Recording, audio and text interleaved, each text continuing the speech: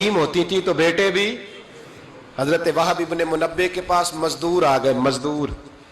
हम सारे बड़े परेशान, और जब जाके अम्मा को दुख सुनाते अम्मा थोड़ी और रो पड़ती है, हालात और ख़राब हो जाते, ज़्यादा ख़राब हो जाते। हजरत सैयदना वहाब इब्ने मुनब्बे मजदूर आके कहने लगे हमारी भी कोई ज़िंदगी है, हमें ये पहाड़ काटने पड़ते हैं। तो फरमाने लगे आओ तुम्हें बनी इसराइल की बात ना सुनाऊं, तुम्हारा हौसला बढ़ जाएगा। का सुनाइए। कहने लगे बनी इसराइल की एक माँ के 7 बेटे थे।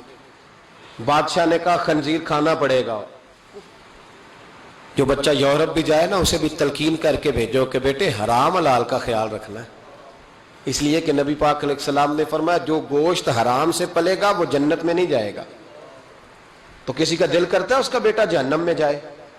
कहा खंजीर खाना है, खंजीर। यहां लोग मसला पूछते हैं फोन करके कि साहब मजबूरी है, अब हमने यहाँ यूरोप में आके स्टोर बनाया तो शराब तो रखनी पड़ेगी। तो मैं कहता हूँ वापस आ जाओ, अचार से रोटी खाना। शराब बेचने की मजबूरी में भी इजाजत नहीं, मजबूरी में भी शराब का धंधा करने की इजाजत।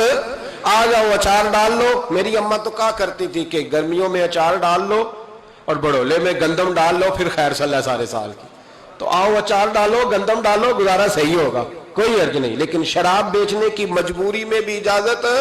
बोल के बताएं, बोल के गवाही दे, शराब बेचने की मजबूरी में भी इजाजत है, बिल्कुल इजाजत नहीं, कतई इजाजत नहीं। तो वहाब इब्ने मुनब्बे कहने लगे कि मां को कहा गया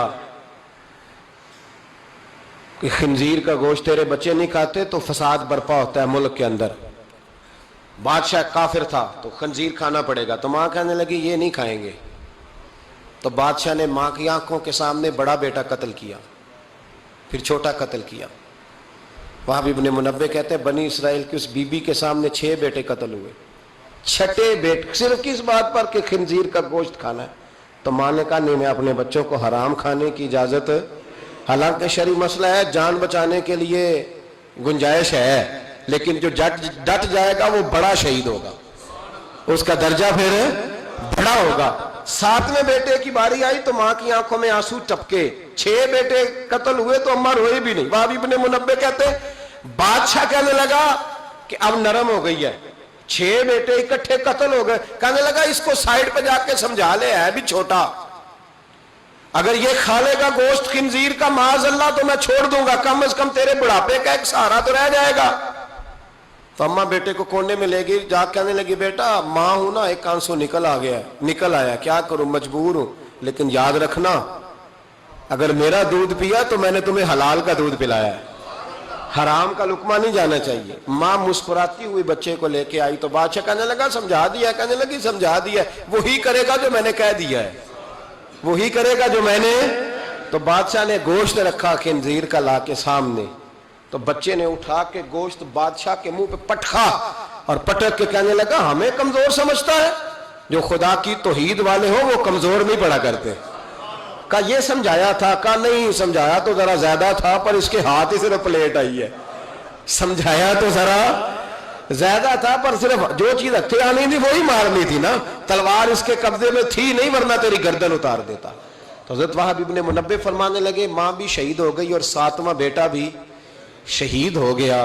लेकिन कहते हैं वो 7 ने जब जान दी तो फिर फौजें आई, फिर इनकलाब आया, फिर वो जो बादशाह लोगों को खंजीर खिलाया करता था वो कत्ल हुआ, फिर बनी इसराइल में इनकलाब आया। ओ भाई अगर इमाम अली मकाम रदी अल्लाह तआला अन्हु की अम्मा उन्हें तैयार ना करती, ये देखे ना, मैं अपनी बात नहीं करता, अल्लामा इकबाल कहते हैं लोग, इकबाल कहते हैं फारसी कलाम इकबाल का इसरार बेखुदी, इकबाल कहने लगे मेरे पास लोग आके कहते हैं हुसैन के खून में बड़ा कमाल है, तो मैं कहता हूं नहीं, फातिमा के दूध में बड़ी तासीर है।